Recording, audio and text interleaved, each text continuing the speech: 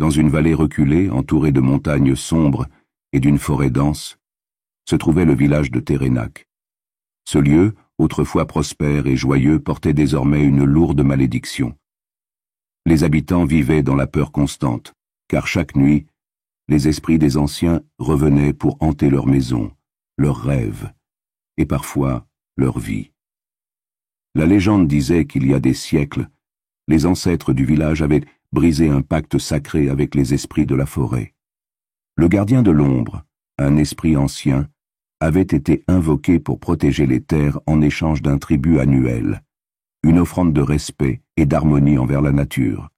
Mais un jour, par arrogance ou par oubli, les villageois avaient cessé d'honorer ce pacte. En réponse, le gardien avait maudit Térénac, jurant que ses habitants ne connaîtraient plus jamais la paix.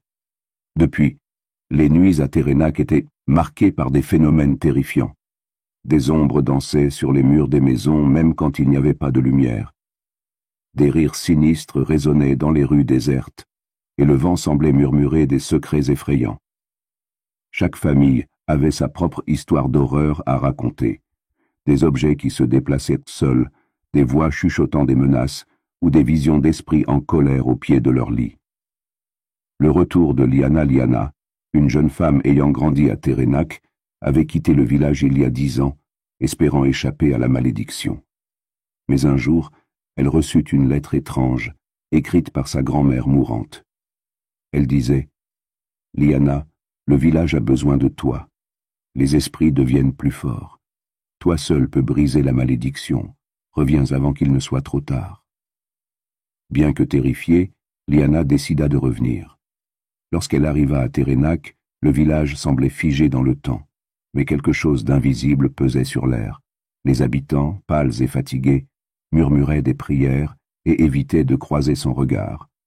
Sa grand-mère, avant de rendre son dernier souffle, lui remit un vieux grimoire poussiéreux contenant des rituels anciens.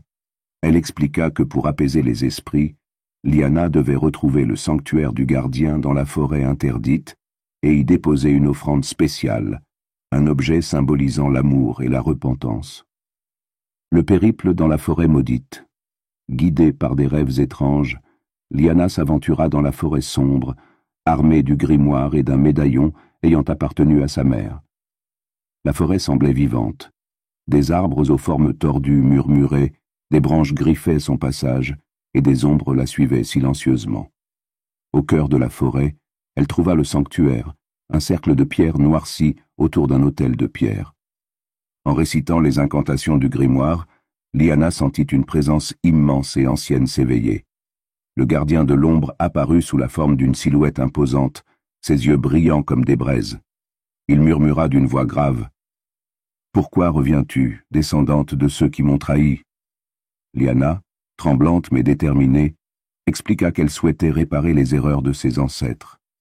Elle plaça le médaillon sur l'autel et parla avec sincérité de l'amour qu'elle portait à sa famille, à son village et de son désir de rétablir l'harmonie. Le gardien, après un long silence, accepta l'offrande. Mais il posa une condition. Pour briser la malédiction, quelqu'un devait rester à jamais dans la forêt, veillant sur le sanctuaire et renouvelant les offrandes chaque année. Le sacrifice Liana accepta sans hésiter. Elle savait que c'était le seul moyen de sauver Térénac. Alors qu'elle s'agenouillait devant l'autel, le gardien tendit une main d'ombre vers elle. Une lumière douce entoura Liana, et elle disparut, absorbée par le sanctuaire. Lorsque les habitants se réveillèrent le lendemain, ils constatèrent que le village était différent.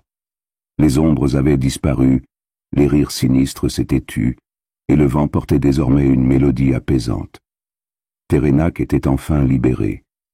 Mais au fond de la forêt, une silhouette solitaire veillait désormais sur le sanctuaire, murmurant des prières pour que la paix dure éternellement.